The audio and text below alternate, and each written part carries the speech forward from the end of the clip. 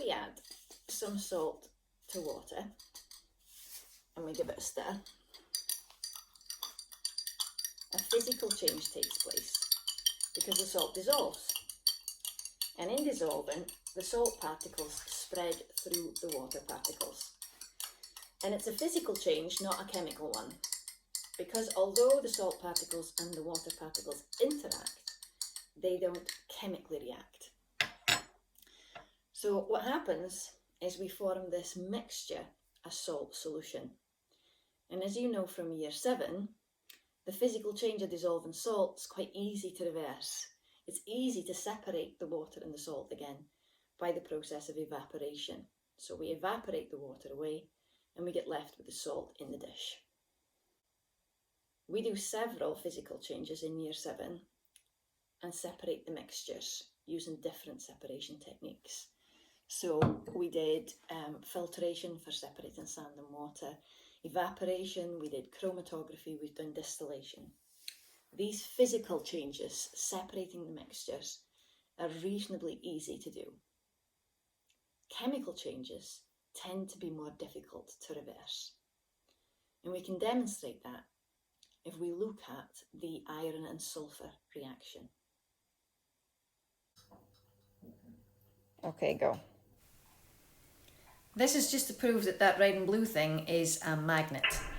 We're going to use it to test both the sulphur and the iron.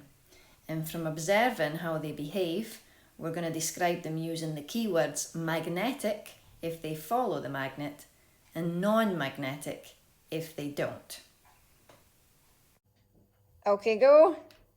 So does the sulphur follow the magnet? No.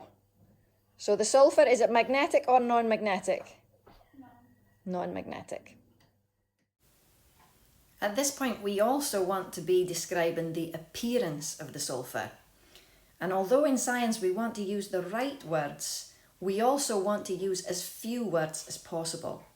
So we should be able to describe the appearance of sulphur in just 3 words. Can you think what they might be?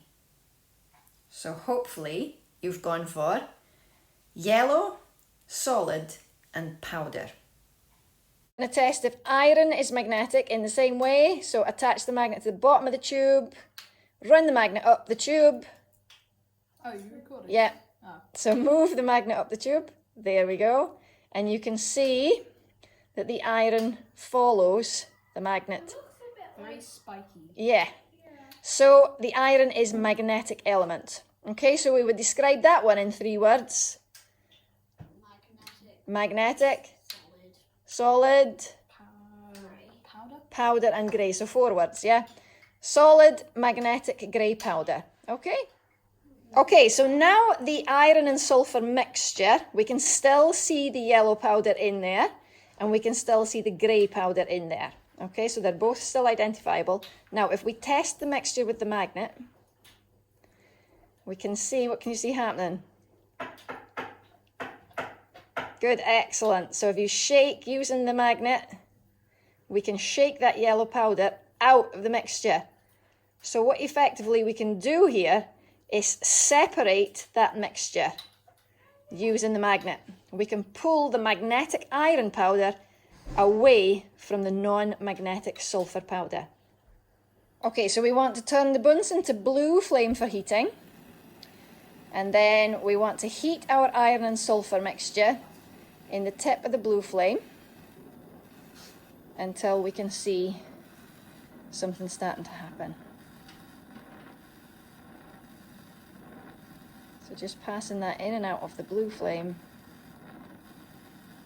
Okay, good. If you move it out of the flame now, you can see that bright red glow that shows us that there's a reaction, a chemical reaction taking place in that tube. Brilliant. Okay, you can set that down on the heat mat. Lovely, and turn back to safety flame. Fab. Okay, so when the reaction mixture or the product mixture has cooled down, if we reapply the magnet, if you can put the magnet back on it, okay, and pull the magnet up and down on the tube, does the iron follow the magnet and leave the sulphur behind? No. So it's not doing the same as it did when it was a mixture. So to simplify what we saw in the iron-sulfur reaction, we take the element iron, which is made of only iron atoms. Okay, so these are going to represent the iron particles. And then we have the element sulfur, which is made only of sulfur atoms. So this hand's going to represent the sulfur particles. Okay, so when we mix the iron particles and the sulfur particles, we mix them together, but they don't chemically react. So when we applied the magnet, it was easy to pull the iron away from the sulfur. But when we made the mixture and then we used the bunsen to heat it and we saw that red glow, that shows that a reaction was taking place when chemical bonds were forming between the iron particles and the sulfur particles. So then when we apply the magnet, it's not easy to pull the iron away from the sulfur because it's now bonded together to make a new chemical substance, iron sulfide. It's difficult to reverse the chemical change, but it's not impossible. It is possible to break down chemical compounds again, but we need to break those chemical bonds in order to separate the compound into its elements. And we'll see examples of breaking down compounds in future reactions. So our final test tube is a test tube of iron sulfide. And that name iron sulfide tells us that it's a compound of iron and sulfur chemically joined together. Okay, so we're going to test that one with the magnet and see if it's possible to separate a compound with the magnet. And if we use the magnet on it, any success? It's not working. It's not working. We can't separate the compound just using the magnet because the atoms are chemically bonded to each other. Yep. Okay, so if we were to write an equation to describe that reaction, we have got iron, we heated that with the sulfur,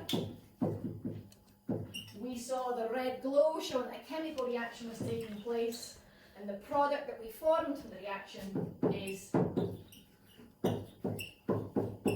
iron sulfide, the compound. So iron and sulfur making iron sulfide. Okay? Okay, so we've seen that the compound that we formed looked different to the elements that we used to make it, and also that iron as an element is magnetic, whereas the compound iron sulfide was non-magnetic, so we've already seen that they're very different. But we want to look at the difference in their chemical reactions now as well. So we're going to take a small amount of the iron filings, the element iron, and we're going to add that to the acid.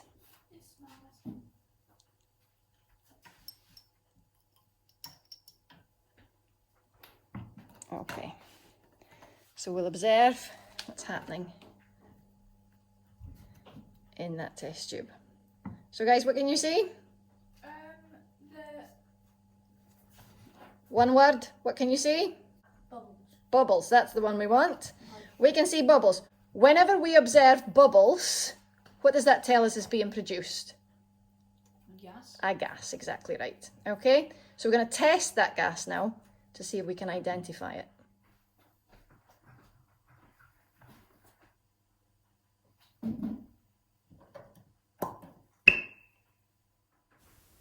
Hopefully you remember this little explosion from last week's lesson.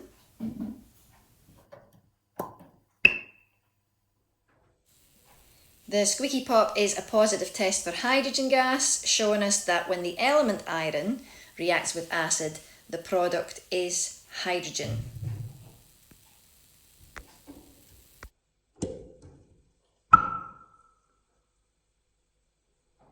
Okay, so now the iron sulfide that we made in the chemical reaction between the iron and the sulfur.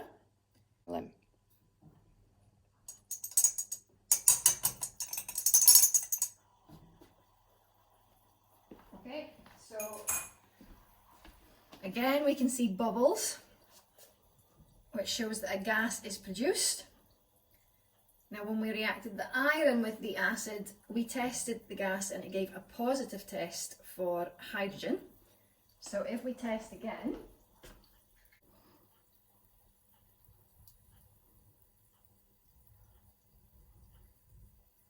So no squeaky pop, showing that the gas this time is not hydrogen gas.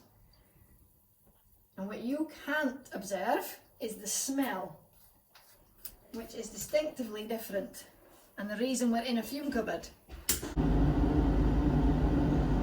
So the fact that it doesn't test positive for hydrogen gas, no squeaky pop, and the rather unpleasant smell tells us it's a completely different gas, and that's why we're in the fume cupboard, because it's actually a gas that can be harmful. Okay, so let's summarise what we've seen by comparing the iron to the iron sulfide. Iron is an element made up of only iron atoms, whereas the iron sulfide is a compound that we made by reacting the iron with the sulphur so that the iron atoms and sulphur atoms chemically joined. Iron, the element, was a shiny grey powder, whereas iron sulfide, the compound, was a grey powder but dull and dark. The element iron is magnetic, but the iron sulfide compound was not magnetic.